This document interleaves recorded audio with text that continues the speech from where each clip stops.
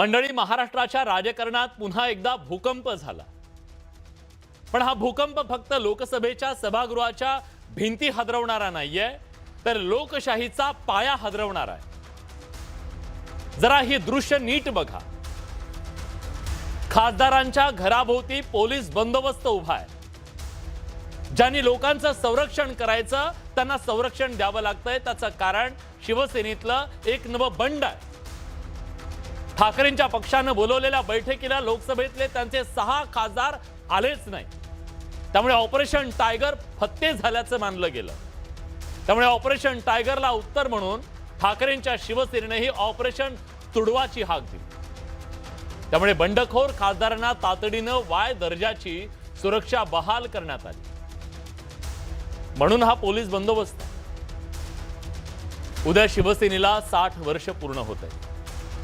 या 60 वर्षांच्या इतिहासात अनेक बंड झाली। छगन भुजबळ गेले, नारायण राणे गेले, राज ठाकरे वेगळे झाले, एकनाथ शिंदेंमुळे पक्षात मोठी फूट पडली। प्रत्येक वेळी एक चेहरा होता, एक नेता होता, एक स्पष्ट संघर्ष होता। पण यावेळची परिस्थिती वेगळी आहे। यावेळी बंडाचा चेहरा नाहीये। अवघ्या 4 वर्षांपूर्वी शिवसेनेत बंड झालं। पण प्रश्न हा आहे की अवघ्या 4 वर्षात अशी काय परिस्थिती निर्माण झाली? या बंडाची मुळं ही पक्षाच्या बाहेर आहेत की पक्षाच्या आत आहे? शिवसेना हा करिश्म्यावर चालणारा पक्ष, पण संघटनही तितकंच मजबूत। मग वारंवार पक्ष का फुटतो?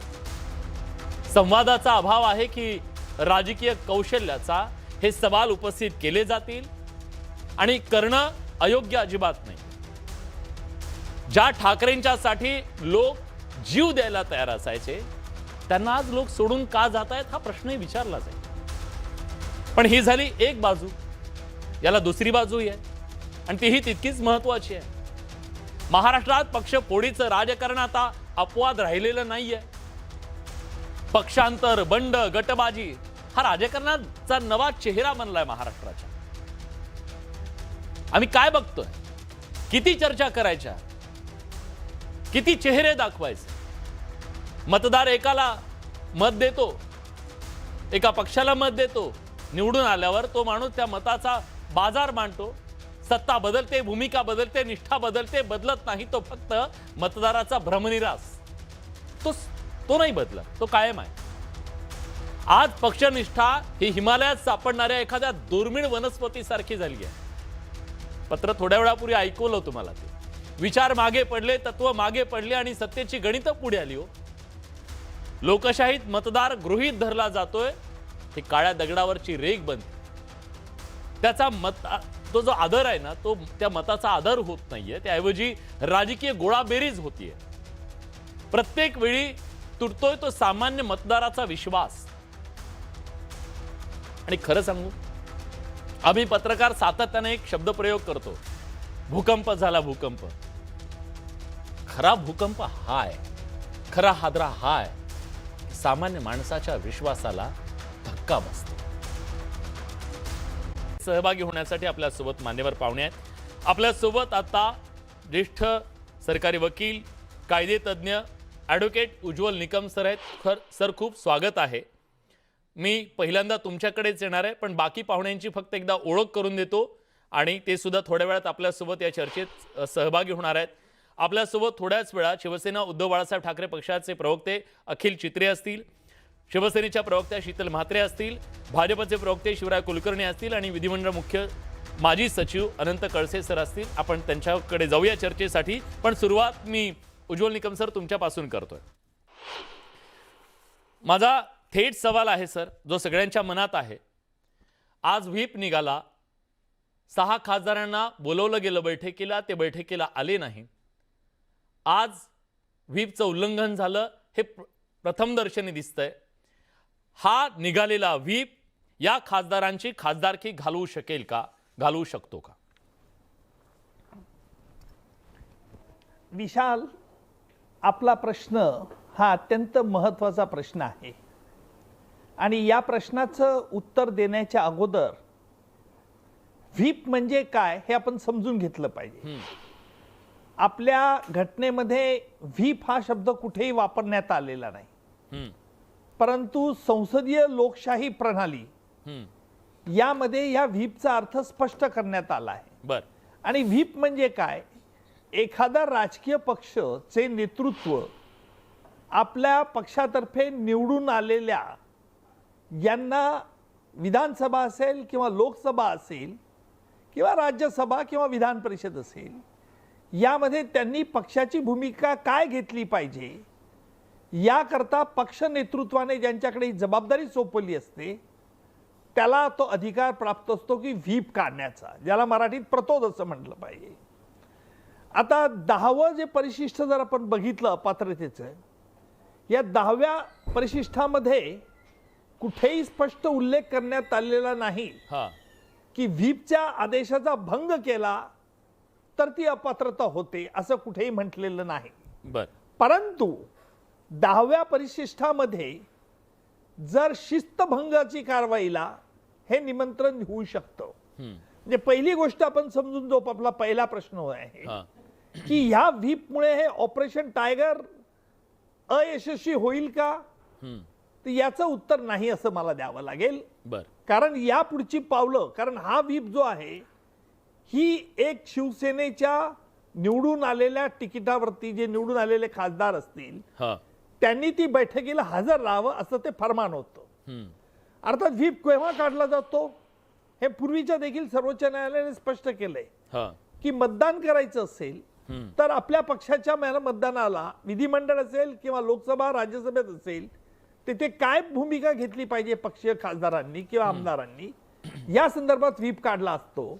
आणि त्या व्हीपचं उल्लंघन झालं असेल तर मात्र मग ते अपात्रतेला पात्र होऊ शकतं. बर परंतु एवढं सांगून मी हेही सांगेल हम्म, की व्हीपचा आदेशाचं पालन न करणं हे त्या पक्षाच्या बेशिस्तीच्या याला निमंत्रण होऊ शकतं, पण त्याच्यामुळे अपात्रता होत नाही. बर उद्धव ठाकरेंना त्यांचा पक्ष पुन्हा फुटण्यापासून वाचवायचा असेल, ही फूट टाळायची असेल तर संविधानानं कायद्यानं त्यांच्या हातात काही अस्त्र दिलंय का, की आता त्यांच्या हातात कुठलंही अस्त्र नाही, फोन करून विनवणी करण्याच्या पलीकडे? विशाल, खरं मी या प्रश्नाचं उत्तर देऊ इच्छित नाही. याला कारण असं आहे कायदेशीर द्या की सर. त्या राजकीय पक्षाकडे त्यांचे कायदेशीर सल्लागार आहेत. त्यांच्या कायदेशीर सल्लागार यापासून कसं वाचलं पाहिजे किंवा काय कार्यवाही केलं पाहिजे याचा ते सल्ला देऊ शकतात. हम्म, मी चॅनलवरती कुठेही फुकट सल्ला देत नाही, पण अत्यंत नम्रपणाने हेही सांगतो हा की ह्या संपूर्ण प्रकरणामध्ये कोणी कशी पावलं उचललेली आहेत याला फार महत्व आहे. बर कारण जे 6 खासदार बाहेर गेलेले आहेत त्यांनी अद्यापही ते नवीन कुठल्या पक्षामध्ये विलीन झालेले नाहीत, नवीन कुठल्याही पक्षात विलीन झालेले नाहीत आणि त्याच्यामुळे अपात्रतेचा विषय हा आहेच. हम्म, किंवा त्यांनी उभाटा आहे आम्ही सोडलंय असं देखील जाहीर केलेलं नाही. हो फक्त आपल्या दृश्यक्षेपात काय येतंय की त्यांनी फक्त एक रिप्रेझेंटेशन लोकसभेच्या अध्यक्षांना दिलंय. हम्म, लोकसभेच्या अध्यक्षांना काय रिप्रेझेंटेशन केलं हे बघणं देखील उत्सुकतेचं ठरेल. हा लोकसभेच्या अध्यक्षांनी त्यावर काय भूमिका घेतली हे सुद्धा उत्सुक ठरेल. हम्म, परंतु ज्या वेळेला मे 2023 साली सुभाष देसाई विरुद्ध महाराष्ट्र सरकार या खटल्यामध्ये सर्वोच्च न्यायालयाने 5 न्यायाधीशांच्या खंडपीठाने एक निकाल दिलेला आहे. त्यामध्ये स्पष्ट म्हटलेलं आहे की व्हीप नियुक्त करण्याचा अधिकार हा त्या पक्ष नेतृत्वाला आहे किंबहुना इलेक्टेड लोकांना नाही. हम्म, आणि आपल्याला आठवत असेल ज्यावेळेला शिवसेना फुटली त्यावेळेला देखील हा प्रश्न घेऊन निर्माण झालाच होता की व्हीप कोणी काढावं. हम्म, परंतु याचं उत्तर 2023 ला सर्वोच्च न्यायालय 5 खंडपीठाने दिलेलं आहे. त्यामुळे ह्या 6 खासदारांनी लोकसभेत काय भूमिका घेतली आहे, अध्यक्षांकडे काय भूमिका मांडली आहे, अध्यक्षांनी त्यावरती काय निर्णय दिलाय हे अजूनही गुलदस्त्यात आहे. सर मला माहिती आहे तुम्ही कायद्याचे अभ्यासक आहात, त्यामुळे तुम्ही तोलून मोलून बोलणार आणि फुकटचा तर सल्ला देणारच नाही. पण एक गोष्ट मात्र नक्की सांगा, मातोश्रीवर निघालेल्या 6 खासदारांना सुखरूप ठाण्याला पोहोचायचं असेल तर अनेक अडथळ्यांची शर्यत पार करावी लागू शकते. तर ही अडथळ्यांची शर्यत काय असू शकेल? नाही, आता असं आहे की पहिली अडथळ्याची शर्यत म्हणजे आज जे मी ऐकलं संजय राऊत यांचं स्टेटमेंट की ऑपरेशन तुडवा हे संसदीय लोकशाही प्रणालीला मंजूर नाही. नाही कायदेशीर परंतु त्याकरता म्हणजे तुम्ही दोन्ही त्यांनी सांगताय, कायदेशीर आणि बेकायदेशीर दोन्ही अडथळे तुम्ही सांगताय म्हणजे. नाही, मी जे आज लोकप्रतिनिधी जे बोलतायत त्यांचं मी फरक करतोय, मी सल्ला कुठेही देत नाही विशाल. नाही नाही नाही, परंतु त्यांच्या पुढे निश्चित अनेक अडथळे आहेत. ही गोष्ट प्रामाणिकपणे मी कबूल करेन की शहा यांनी कुठे विलिनीकरण झालं आहे का, म्हणजे आज जो शिवसेना उभाटाने जो व्हीप काढला त्याच्या अगोदरच ते विलीन झालेत का, विलिनीकरण त्यांनी दुसऱ्या पक्षात केलंय का, हा कळीचा मुद्दा आहे. हो. आणि त्या कळीच्या मुद्द्यावरती पुढील पावलं ही अवलंबून राहतील. बरं, पण अशा परिस्थितीत सुद्धा समजा एक केस पेंडिंग आहे, म्हणजे खरं तर 2 केस वेगवेगळ्या पेंडिंग आहेत सुप्रीम कोर्टामध्ये. अशा परिस्थितीमध्ये जर समजा त्यांना आता इथं दाद नाही मिळाली, अध्यक्षांकडे दाद मिळाली नाही, तर पुन्हा एकदा सुप्रीम कोर्टात जाणं हाच एक पर्याय असू शकेल ठाकरेंच्या पक्षाच्या साठी. विलासजी, निश्चितपणे त्यांना हाच पर्याय असू शकतो जर समजा, कारण असं आहे जे मी वृत्तपत्र बातम्यावरून आपल्या चॅनलच्या बातम्यावरून ऐकलं आहे की कॅव्हेट सुद्धा दाखल करण्यात आलेला आहे की आमचं म्हणणं ऐकण्यात यावं. बर, अर्थात हा सर्व प्रश्न लोकसभेच्या अध्यक्षांच्या अखत्यारीतील आहे. नंबर 1 चा आहे की यांनी वेगळा गट स्थापन केला आहे का आणि मूळ उभाटा सोडली आहे किंवा नाही हे अजूनही स्पष्ट झालेलं नाही. दुसऱ्या राजकीय पक्षात ते विलिनीकरण झालंय का हाही प्रश्न अजून गौप्यस्फट नाही. फक्त उभाटा म्हणते आम्हाला सोडून गेले.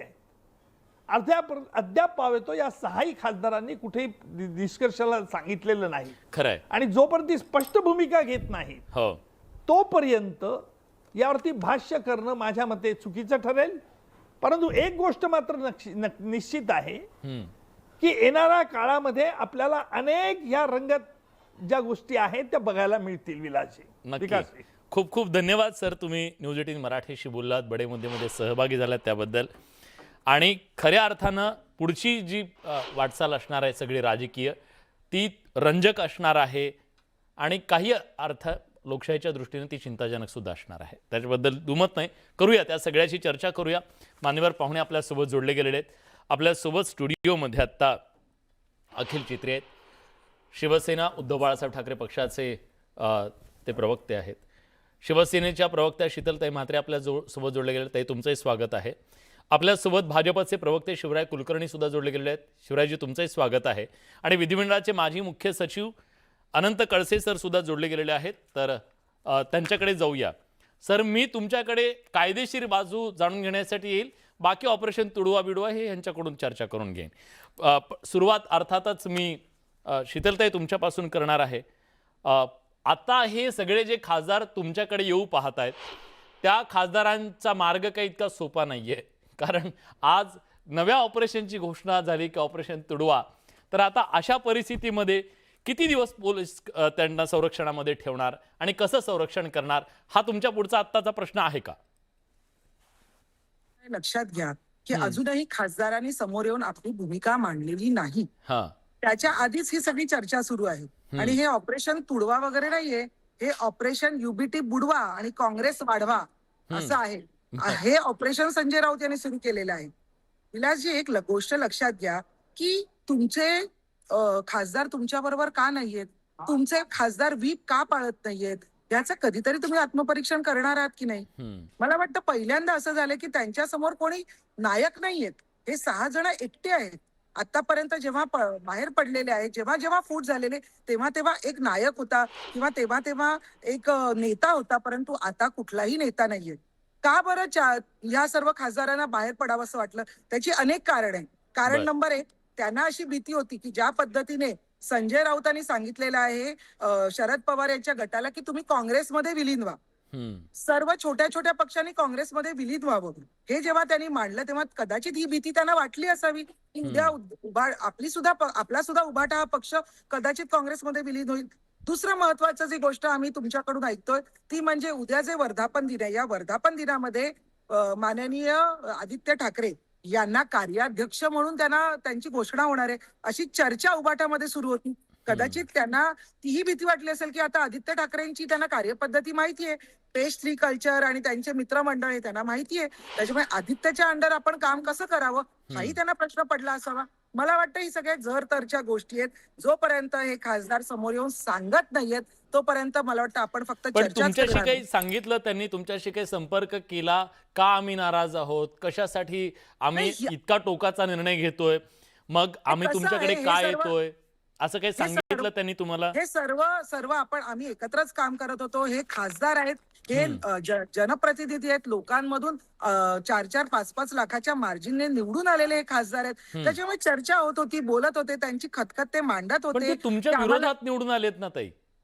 नाही, अगदी तुम्ही म्हणताय ती गोष्ट अगदीच बरोबर आहे. परंतु तरी जरी एकदा निवडणूक संपल्यानंतर जेव्हा भेटत होतो तेव्हा चर्चा होत होत्या आणि नक्कीच ते त्यांच्या मनातली खतखत मांडत होते. परंतु आता जी भूमिका घेतली ती त्यांनी का घेतली आहे, खरंच त्यांच्या मागे काय विचार आहे, हे जोपर्यंत ते समोर येऊन सांगत नाही तोपर्यंत आपण वेट अँड वॉचच्याच भूमिकेत राहूया असं मला वाटतंय. ठीक आहे, आज तुम्ही सावध आहात, सगळ्या राजकीय खेळ्या आहेत. ते मला आठवतं छगन भुजबळ काही दिवसापूर्वी म्हणाले होते की मी कबड्डीचा खेळाडू आहे, शतरंज का खिलाडी नाही. तर हे शतरंज आहे, आता बुद्धिबळाचा पट आहे आणि या पटावर प्रत्येक जण आपापल्या चाली खूप सावधपणे चालतंय. आहे, राजकारण आहे. पण आपल्यासोबत आता अखिल चित्रे आहेत. जर हा सगळा पट राजकारणाचा शतरंज का खेळ आहे, मग तुम्ही कबड्डी कशी खेळताय? तुम्ही तर आता म्हणताय की आम्ही ऑपरेशन तुडवा करू, याचा अर्थ पटावर तुम्ही चेकमेट झाला असा घ्यायचा आम्ही, कायदेशीर दृष्ट्या म्हणतो. बरं ना, कायदेशीर दृष्ट्या आम्ही कुठे मागे पडलोय ना, दुसऱ्या कुठल्याही बाबतीत जे आपण म्हणत आहोत त्याच्यात कुठे मागे पडलोय. आपल्याला एक गोष्ट स्पष्टपणे सांगतो, हे जे कोण खासदार आहेत ह्यांना मॅन्डेट जे काय मिळालेलं आहे जनतेचं, हे कोणाच्या विरुद्ध लढून मिळालेलं आहे. त्यातले जे 3 खासदार जर आपण पाहिले तर ते एकनाथ शिंदेना च्या उमेदवारांना पाडून निवडून आलेले आहेत. म्हणजे तिथल्या जनतेच्या मॅन्डेट हे कोणाला होतं हे स्पष्ट तिथे दिसून येतं. भारतीय जनता पार्टी आणि हे जे काय भारतीय जनता पार्टीचं जे काय टेस्ट ट्यूब बेबी आहे ह्याच्या विरुद्धतलं हे मतदान होतं. आपल्याला एक गोष्ट लक्षात घ्यावी लागेल, हे फक्त एक शिवसेना पक्ष तोडण्यापर्यंत सीमित नाहीये. आपल्याला गांभीर्याने या गोष्टीकडे लक्ष द्यावं लागेल. ह्याचं कारण असं आहे विलासजी, कारण हे देशभरात विविध राज्यात अशाच प्रकारे घडत आहे. मग ते वेस्ट बेंगॉल असेल, मग ते दिल्लीमध्ये आप असेल, मग ते अजून कुठल्या तरी साऊथच्या राज्यात असेल किंवा आता महाराष्ट्रात असेल. दिस इज जसं स्टेट स्पॉन्सर्ड टेररिझम असतं ना, तशा प्रकारे हे सेंटर स्पॉन्सर्ड हे कॉन्स्टिट्युशनल क्रायसिस आहे. आपल्याला ही गोष्ट फक्त शिवसेना पुरती मर्यादित ठेवता आपल्याला चालणार नाही. हे आपल्याला पुढे विचार करावा लागेल. आता जर मी आता निकम सर होते, मी त्यांचा खूप आदर करतो, मी विधीचा अभ्यासक आहे आणि ते खूप चांगले ॲडव्होकेट आहेत. परंतु आपल्याला एक गोष्ट आज जे काय त्यांनी मांडणी केली एक लक्षात घ्यावं लागेल, ते राज्यसभा सदस्य एका विशिष्ट पक्षाचे आहेत, तर ते तशाच प्रकारची बाजू मांडणार. मला त्याच्याबद्दल पण काही मत नाहीये. परंतु एक गोष्ट कायदेशीर आपण हे पण लक्षात घ्यावं, आपण स्वतः पण वाचक आहात, आपण वाचून घ्या की 4th पॅरा जो काय 4th पॅरा आहे 10th शेड्यूलचा, त्याच्यामध्ये जर आपण असं वाचलं आणि जे Subhash Desai versus government of महाराष्ट्रामध्ये जे सुप्रीम कोर्टाने जे काय त्यांचं जे काय वर्डिक्ट दिलेलं आहे त्याच्यामध्ये जर आपण त्याला ट्रू स्पिरिटमध्ये जर वाचलं तर त्याच्यामध्ये क्लिअर दिलेलं आहे की फक्त 2/3 होऊन चालत नाही, तर पेरेंट पक्ष पण सोबत पाहिजे, त्याच्या बरोबर 2/3 पाहिजे. परंतु जर आपण कायदा मानणारच नसू, हिटलरच्या मार्गे चालणार असू, औरंगजेबच्या मार्गे चालणार असू, रात्रीच पाठीत खंजीर खुपसायचं काम औरंगजेब आणि मोगलांनी केलं, तशा प्रकारे जर आपण वागणार असू तर मग त्याच्यात काय अर्थच नाहीये. जर आपल्याला लॉचं इम्प्लिमेंटेशनच ठीक करायचं नाहीये, ईडी, सीबीआय आणि यंत्रणा सुप्रीम कोर्ट हेच वापरून वागायचं असेल, आणि जर एक मिनिट फक्त जर खासदारांना हे वाटत असेल ना, जे कोण गेलेले आहेत आणि ते नैतिकतेने एकदम अपराईट आहेत, समोर येऊन सांगावं ना काय आहे ते. ह्यांचे हे माउथ पीसेस भाड्यावर आलेले कशाला सांगतायत? आणि इकडे ते काय उद्या नेस्कोला यांचा कार्यक्रम आहे ना, मग त्या कार्यक्रमात त्यांचा प्रवेश होणार आहे की नाही होणार आहे? भारतीय जनता पार्टी स्पॉन्सर्ड आहे की नाहीये? हे क्लिअर त्यांनी एकदा सांगावं ना. जर ते नैतिकतेच्या मार्गावरती जर ते योग्य असतील तर त्यांनी समोर येऊन सांगावं ना.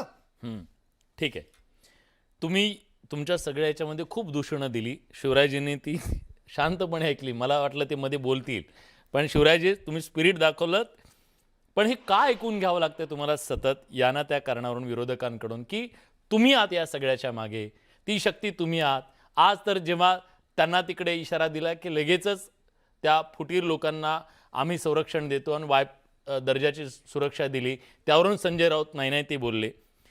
तुमचा खरंच या सगळ्याशी काही संबंध आहे की तुम्हाला विनाकारण या सगळ्यावर शिंतोडे उडतायत तुमच्यावरती? काय भूमिका काय तुमची? विलासजी असं आहे हम्म की राज्यामध्ये कोणाला जर खुलेआम धमकी दिली जात असेल आणि एक जनमत तयार करून त्यांच्यावर हल्ले करण्याची योजना जर मांडली जात असेल, तर सरकारच्या वतीने एखाद्या निवडून आलेल्या नेत्याला, लोकप्रतिनिधींना, सामान्य माणसाला देखील मदत करणे आणि त्याला सुरक्षा देणे सरकारचं काम आहे. त्यामुळे सरकारने ते काम केलेलं आहे. असं आहे की आमच्यावर आरोप करायचे ते करा, करण्याबद्दल वाद नाही, त्यांना करावे, त्यांना तो अधिकार आहे त्यांचा करण्याचा, त्याच्याबद्दल काही आम्हाला त्याच्याबद्दल काही वाटत नाही. प्रश्न हा आहे की महाराष्ट्रामध्ये जेव्हापासून उद्धव ठाकरे यांनी सेना, म्हणजे हळूहळू बाळासाहेबांच्या ताब्यातली सेना ही स्वतःकडे घ्यायला सुरुवात केली, तेव्हापासून वारंवार सेनेला धक्के का बसतायत याचं चिंतन कुठेतरी केलं पाहिजे ना. कोणाला तरी अश्लील शिवीगाळ करणं, अनकट दाखवा, कोणती मर्दुमकी आहे? अहो मला सांगा, तुम्ही मला संधी दिली तुमच्या चॅनलवर बोलण्याची, भारतीय जनता पार्टीचा प्रवक्ता म्हणून, मी इथे काही वाक्य बोलून जाईल, पण यांनी साध्य काय होणार आहे? मी इथे काही शिवीगाळ केली, काही धमक्या दिल्या, अश्लील भाषा वापरली, तुम्ही क्षणभर तिथं लोकांबरोबर चालली जाईल, तुम्ही नंतर मला भले थांबवाल, अनकट करा.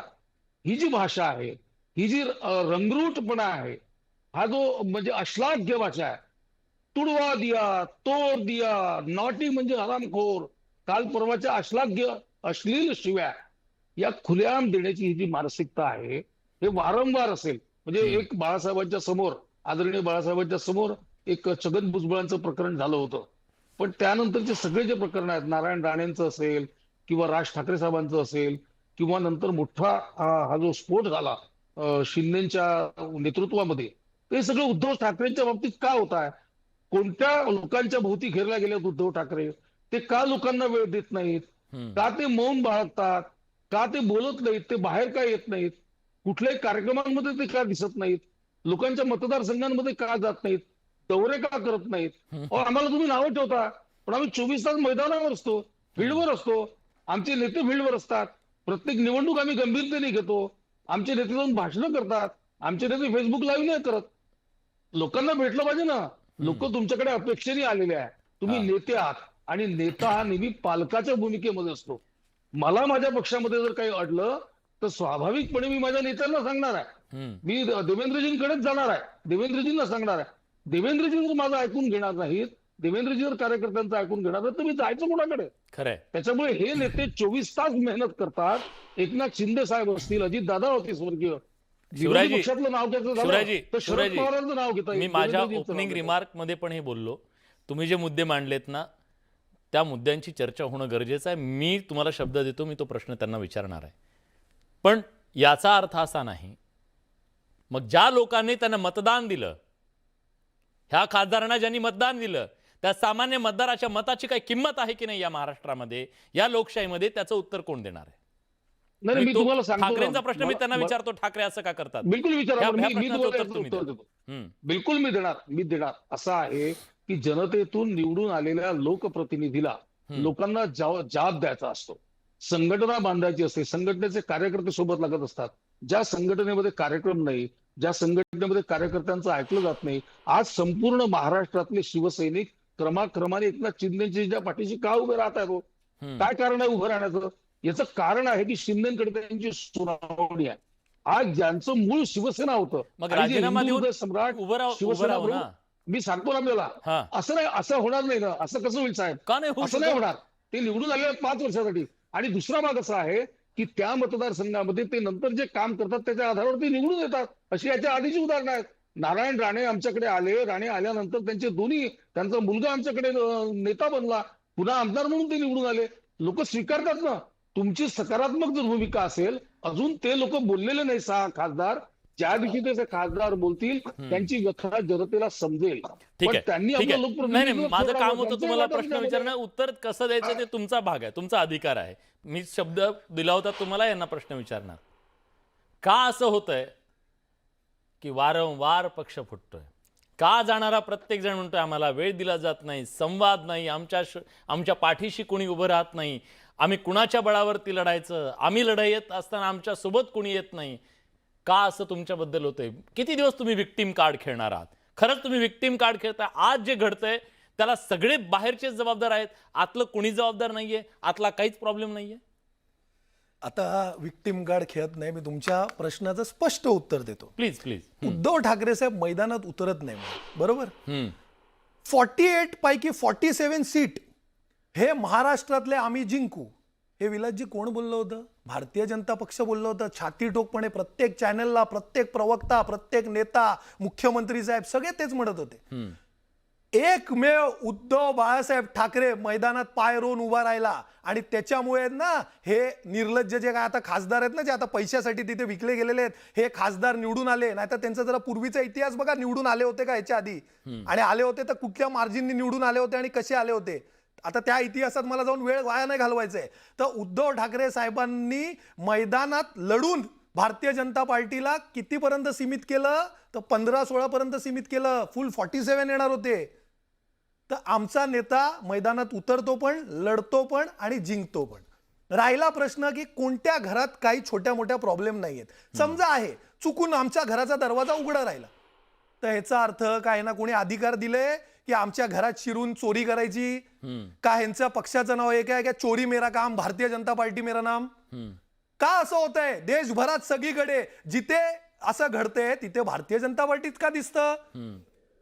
महत्वाची गोष्ट तुम्हाला सांगतो, तुमचा राग नेमका माझा कुणावर राग आहे? नाहीये, राग नाही. भाजपवर जास्त राग आहे की नाही माझा शिवसेनेवर जास्त राग माझा नाहीये. ते शिवसेनाच नाहीये मुळात. ते काय आहे, अमित शहानी पालन पोषण केलेलं टेस्ट ट्यूब बेबी आहे ते भारतीय जनता पक्षाचं. तर ते टेस्ट ट्यूब बेबी आहे, त्याच्याबद्दल काय म्हणणं नाहीये. ते फक्त आदेश कोणाचा फॉलो करतं? तर त्यांचे बाबा बसलेत अमित शहा त्यांचं. उद्या त्यांना ह्यांना माहिती आहे की हे खासदार डिस्क्वालिफाय होऊ शकतात. त्यांना फक्त शिवसेनेची आणि विरोधकांची टॅली कमी करायची आहे. दोन्ही गोष्टीत त्यांचा फायदा आहे. जर त्यांच्याकडे गेले तरी फायदा आहे, आकडा वाढतो. टॅली कमी झाली डिस्क्वालिफाय झाल्यावर तरी त्यांचा आकडा म्हणजे साबूत राहतो. आणि नंतर next time Bharatiya Janata party त्या ठिकाणी लढेल. हे त्यांचे सगळे मनसुबे आहेत. उद्या आहे ना एकनाथ शिंदेना, त्या फेकनाथ मिंदेना जर उद्या शहांनी आदेश दिले ना असे की आम्हाला थोडे आकडे काहीतरी कमी पाहिजेत किंवा जास्ती पाहिजेत, स्वतःचे खासदार पण डिस्क्वालिफाय करायला कमी नाही करणार. ठीक आहे. तर आता मला फक्त शेवटचा मुद्दा एक कंप्लीट करतो मी. भारतीय जनता पक्ष हे भारत मुक्त काँग्रेस करणार होतं की नाही सर? मला प्लीज सांगा. करणार होतं ना? आज तुम्ही जर पाहिलं तर दिल्ली पासनं गल्लीपर्यंत त्यांचे टॉपचे नेते लाईनीत बसवा आणि 95% आहे ना त्याच्यात हे काँग्रेसचेच तुम्हाला दिसतील. तर आता मला हे म्हणावं लागेल ना की तुमच्यामध्ये ती क्षमताच नाहीये, ती धमकच नाहीये स्वतःचे कार्यकर्ते निर्माण करायचे, स्वतःचे नेते निर्माण करायचे. म्हणून तुम्हाला दुसऱ्यांच्या घरी चोरी करावी लागते, डाका घालावा लागतो. ठीक आहे. शीतलताई बोला. एक प्रश्न आहे शीतलताई, एक प्रश्न पुन्हा, बाकी तुमचं निवेदन तुम्ही बोला. खूप आरोप झाले, तुम्ही ऐकले ते. आत्ता कुठे तुमच्यावर आतापर्यंत जे शब्द वापरले जात होते त्या सगळ्यातून बाहेर तुम्ही येत असताना पुन्हा अशा प्रकारची गोष्ट करण्याची अपरिहार्यता काय होती? एक परत लक्षात घ्या, त्यांचे खासदार त्यांचा व्हीप मान्य करत नाही. याच्यात आमची चुकी काय असावी? का बरं तुमचे आमदार तुमच्या मीटिंगला येत नाहीत? का आमदार तुमचे खासदार तुमचा व्हीप मांडत नाहीत? का यांनी बोलवलं, उद्धवजीने बोलवल्यानंतर देखील तुमचे खासदार काय येत नाहीत? याच्यात तुमची काही चुकी नाहीये. तुमचे खासदार तुमचं ऐकत नाही, याच्यात सुद्धा आमची चुकी आहे. बरं, खासदार अजून काही बोललेले नाहीयेत. काय नक्की घडलंय कुणालाही माहिती नाही. त्याच्या आधी त्यांनी एवढे खोके घेतले. म्हणजे तुम्हाला कालपर्यंत जे खासदार तुमच्या गळ्यातले ताईत होते, आज त्यांना तुम्ही नॅशनल मीडियावर शिव्या देताय. इतक्या अर्वाच्य शिव्या देताय की खरंच कुणाला जायचं नसेल तर या शिव्या ऐकून तो माणूस जाईल. मला एक विचारायचं आहे की राऊतांनी उद्धव ठाकरेंची जी काही संघटना उरलेली आहे ती संपवायचा विडा घेतलाय का? का एवढ्या अर्वाच्य शिव्या देताय? नक्की तुमचे खासदारांचं काय प्रॉब्लेम आहे हे जाणून तर घ्या. त्याच्या आधीच तुम्ही एखाद्या दोरीला साफ म्हणून का बरं धोपटताय? याचा प्रश्न कोणीतरी राऊतांना विचारलं पाहिजे. कालपर्यंत जे खासदार तुमचे होते, जे तुमच्या गळ्यातले ताईत होते, ते खासदार अचानक का एवढे तुम्हाला अशा पद्धतीने तुम्ही त्यांच्याबद्दल बोलायला लागला? आणि आता आमची चुकी काय आहे? आम्ही म्हणतोय का की ते आमच्याकडे आलेत? ते म्हणतायत का ते आमच्याकडे आलेत? त्याच्या आधी हे अखंड तांडव काय? मी अखिल चित्रे यांचं जे अखंड तांडव चाललंय ते पण नक्कीच ताई, समजू शकते. जर हे कुठे त्यांच्या गेले मानसिक असतील, हे संतुलन जर कुठे बिघडलंय गेले मी समजूच असतील, शकते. हरवले असतील, तर त्यांना शोधलं पाहिजे. महाराष्ट्राचे Exactly. 6 खासदार आहेत, असे Exactly. 5-5 लाख लोकांचे प्रतिनिधी आहेत, असे ते कुठं जाणं योग्य नाहीये. सापडतील उद्या नेस्कोला. हे अखिल चित्रेच्या पक्षाने शोधलं पाहिजे तुमचे खासदार कुठे आहेत. आम्हाला दोष देऊन काय फायदा आहे? ठीक आहे, ते ठामपणे मला- सांगतायत का उद्या त्यांच्या व्यासपीठावर नाही येणार म्हणून? मला ते अनंत पण खडसे विचारून सरांकडे घ्या जायचं ऑन आहे. रेकॉर्ड. मी योग्य मुद्द्याची वाट पाहत होतो. तर काय करणार आहात तुम्ही? ठीक आहे. ताई या ताई तुम्ही ताई, बघायला. येतो अनंत खडसे सरांना मला पुरेसा वेळ द्यायचा आहे आता. अनंत खडसे सर, तुम्ही चर्चा सगळी ऐकली, मी मेन मुद्द्यावर तुमच्याकडे येतोय. आम्ही सोडून चाललोय हे सांगायचं पण नाही, का सोडून चाललोय तेही सांगायचं नाही, कुठे चाललोय तेही सांगायचं नाही, आणि बैठकीला यायचं नाही. ही स्ट्रॅटेजी असू शकते का?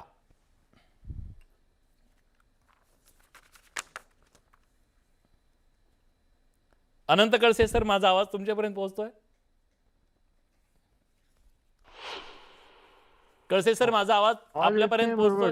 तुटक येतो. हा, जे 6 खासदार आज बंडखोर म्हणून ओळखले जात आहेत, ते काही बोलत नाहीत, कुठे चाललोय सांगत नाहीत, का चाललोय सांगत नाहीत. हे त्यांचं मौन आणि एकूण संभ्रमावस्था ही राजकीय खेळी आहे का, कायद्याच्या कचाट्यात न सापडण्याची स्ट्रॅटेजी आहे का? असू शकते का?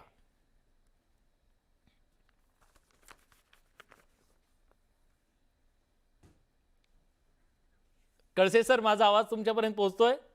तुटक आवाज येतोय. सर, मी फोन लाईनवरून तुमच्याशी संपर्क करायला सांगतो. थोड्याच वेळात तुमच्याकडे येतो सर. फोन लाईनवरून मी जोडायला सांगतो सर. माझ्या सहकार्याने विनंती करतो. शिवराय कुलकर्णी आपल्यासोबत आहेत. शिवरायजी, खरं तर आत्ता सामान्य माणसाला एक प्रश्न पडलेला आहे, विशेषतः भारतीय जनता पक्षाच्या बद्दल. भारतीय जनता पक्षाकडे खूप मोठं मॅन्डेट आज आहे. अशी काही परिस्थिती नाही आहे केंद्रामध्ये की तुम्हाला कुणाच्या तरी टेकूची आवश्यकता आहे. बरं, हे खासदार असे उभे राहत आहेत, कुठल्या तरी ज्याला 1000-2000 मतं पडली होती त्या पक्षात जात आहेत, तिथून हे होत आहे. हे वेगवेगळ्या राज्यांमध्ये घडतंय आणि आरोप होतोय की तुम्ही या सगळ्याच्या मागे आहात, ती महाशक्ती तुम्ही आहात. अनेकांना प्रश्न हा पडलेला आहे की ही अपरिहार्यता काय आहे, कशासाठी?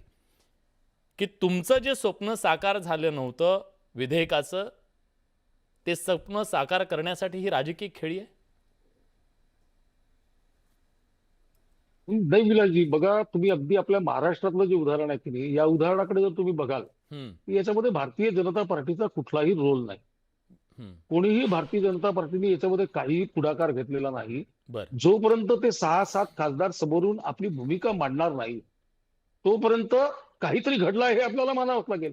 पण ते असं का करतात याच्या मागचं चिंतनच फार महत्वाचं आहे की एकाच पक्षाचे लोक वारंवार असं का करतात. राहिला दुसरा भाग, भारतीय जनता पार्टीकडे आम्ही गंगा आहोत. आमच्याकडे सगळे ओहोळ, सगळे नदीचे प्रवाह एकत्र येतात आणि एकत्र आल्यानंतर आमच्याकडे आम्ही त्यांना आपुलकीची वागणूक देऊ.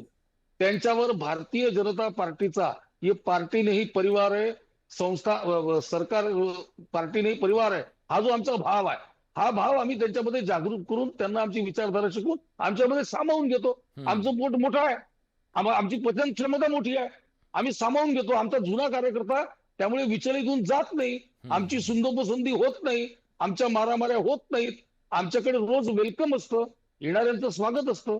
आमचं मोठं मन आम्ही करतो. त्यांना नावं ठेवायचे ठेवू द्या. अहो, तुमच्याकडे का टिकत नाहीत हा महत्वाचा भाग आहे. तुमच्याकडे का टिकत नाहीत? वारंवार तुमच्याकडून लोक तुम्हाला सोडून जातात, तुमच्यावर खुलेआम आरोप करतात. नेता, आता तुम्ही एक प्रश्न विचारला होता की हे कुठे हरवले आहेत 2-3 दिवसापासून. अहो, ज्यांचा नेता झालेला महाराष्ट्रामध्ये त्याचा पत्ताच नाही कुठे. ज्या पक्ष चालेल कसा, बरं, ठीक आहे. पुन्हा आरोप सुरू होते. अनंत कळसे सर जोडले गेले आहेत आपल्याकडे, मी त्यांच्याकडे जातो. कळसे सर, माझा प्रश्न येतोय, आवाज येतोय माझा तुमच्यापर्यंत? येतोय. प्रश्न हा आहे, जे 6 खासदार आज बैठकीला आले नाहीत, ते काही बोलत नाहीत, कुठे चाललोय सांगत नाहीत, त्यांच्या मनात काय कळत नाही, आणि सगळ्यात महत्वाचं म्हणजे का चाललोय तेही ते सांगत नाहीयेत. हा एक स्ट्रॅटेजीचा भाग असू शकतो का? हो, निश्चितच स्ट्रॅटेजीचा भाग असू शकतो. काय असू शकते ते सर आता- स्ट्रॅटेजी? त्या स्ट्रॅटेजीचा भाग असू शकतो. त्यांची राजकीय काय जे असेल उद्देश त्याचाही भाग असू शकतो. पण ते 6 खासदार बाहेर पडलेले आहेत आणि पॅरा 4 प्रमाणे 2/3 ते कॉन्स्टिट्यूट होतात. हा आणि फक्त आता त्याचं माझं मत आहे की त्या पक्षामध्ये ओरिजिनल पॉलिटिकल पार्टी जी आहे त्याच्यामध्ये व्हर्टिकल स्प्लिट झाली पाहिजे आणि व्हर्टिकल स्प्लिट सिद्ध होऊन त्याचा अपशूट म्हणून हे 2/3 खासदार त्या मूळ पक्षासह, त्याला पक्षच म्हणतात, मूळ पक्षासह ते बाहेर पडले पाहिजे आणि त्या पक्षाचं कुठल्या तरी पक्षात विलिनीकरण झालं पाहिजे. सर ही त्याची मी अतिशय procedure आहे. खूप महत्वाचा मुद्दा तुम्ही मांडला. जर अशा प्रकारे त्या 6 खासदारांनी सांगितलं की मूळ पक्ष आम्ही आहोत, तर पुन्हा एकदा मशाल चिन्ह, पक्षाचं नाव आणि हे सगळं पुन्हा प्रश्नांकित होऊ शकतं. ते ठाकरेंकडून पुन्हा जाऊ शकतं. निश्चित होऊ शकतं. त्यावर आता काय न्यायालय किंवा अध्यक्ष निर्णय देतील यावर बरंचसं अवलंबून आहे. बरं, पण मातोश्रीवरून ठाण्यापर्यंत जर त्यांना जायचं ठरवलं असेल त्यांनी, तर तो प्रवास सुखरूप होण्यासाठी त्यांना काय करावं लागेल सर? तो राजकीय प्रश्न आहे याच्यावर मी काय राजकीय प्रश्न आहे, मी कायदेशीर अडचणींवर कायदेशीर अडचणी सांगा त्याच्यातल्या. कायदेशीर अडचणी म्हणजे त्यांना आता ते ही विलिनीकरणाची प्रोसेस त्यांना करावी लागेल आणि हा. त्यामध्ये ते लोकसभा अध्यक्षांना पत्र देतील आणि त्यांचा पक्ष ते मूळ पक्ष आहे सिद्ध करतील पॅरा 4 प्रमाणे आणि तो पक्ष कोण त्या धर्तीवर हे विलिनीकरण होईल आणि मग ते लिगलाइज सगळं असंच त्याची कार्यपद्धती आहे. बरं, पण त्याआधी त्यांना वेगळ्या पक्षात पण जावं लागू शकतं. जसं बंगालमध्ये झालं, 20 खासदारांना एका छोट्या कुठल्या तरी पक्षामध्ये, ज्याचं नाव पण माहीत नव्हतं देशाला, अशा पक्षात ते गेले. असं व्हावं लागेल त्यांना? असं व्हावं लागेल. त्या फोर्सचं इंटरप्रिटेशन तर व्हावं लागेल त्यांना, निश्चितच व्हावं लागेल. आता कुठेतरी पक्षात ही प्रोसेस लिगलाइज होईल असं मला वाटतं. बरं, पण आता शिवसेनेतली जी केस आहे ती ऑलरेडी पेंडिंग आहे सुप्रीम कोर्टात. अशा परिस्थितीत ते शिवसेनेत विलीन होऊ शकतात का? आता काय ते प्रोसेस केलेली आहे आणि मी बरेचदा म्हणतो सुप्रीम कोर्टाचा आदर राखून म्हणतोय त्यांनी त्या केसवरचा निकाल दिला पाहिजे. 4 वर्ष होऊन गेलेले आहेत. जस्टिस चंद्रचूड गेले, सूर्यकांत गेले, कुणीच या प्रकरणाला हात लावला नाही. आता एक स्प्लिट पेंडिंग असताना दुसरी स्प्लिट झाली आहे त्याच धर्तीवर. बघूया आता पुढे काय होते, न्यायानुसार काय नाही. खरंय, आपल्या हातात काय, बघूया एवढंच आहे. एक लाईन बोलू का? हा प्लीज, शेवटचं काय काय? आहे, पहिलं असायचं, आपण सगळ्यांनी ऐकलं, justice delayed is justice denied. हा, आत्ता एक नवीन फ्रेज तयार झालेली आहे आणि ते तंतोतंत लागू पडते. ते justice delayed is justice distracted. ठीक आहे. पण या सगळ्यामध्ये सरांनी शेवटचं जे वाक्य बोललं ना, आपण फक्त बघायचं पुढे काय होतं ते. आणि सामान्य जनतेच्या हातात आज तेवढंच उरलेलं आहे. आपण बघायचं पुढे काय होतंय ते. यापेक्षा मलाही काही बोलायचं नाही आहे. बडे मुद्देच्या चर्चेत आपण आलात, आपली भूमिका मांडली, त्याबद्दल सगळ्यांचे मनापासून आभार. पण चर्चेची सांगता करताना प्रेक्षकांचा कौल काय बघा. प्रेक्षक काय म्हणतायत? आपण सवाल विचारला होता, ऑपरेशन टायगर व्हीपमुळे धोक्यात आलं का? त्याबद्दल प्रेक्षकांचं काय म्हणणं आहे बघा. 76% प्रेक्षकांना अजून वाटतंय की हे व्हीप या खासदारांना अडवू शकेल, त्यांचे खासदारकी घालू शकेल. 24% प्रेक्षकांना नाही असं वाटतंय. पण बघूया, बघणं आपल्या हातात. बडे मुद्देच्या चर्चेत आपण इथेच थांबतोय. धन्यवाद.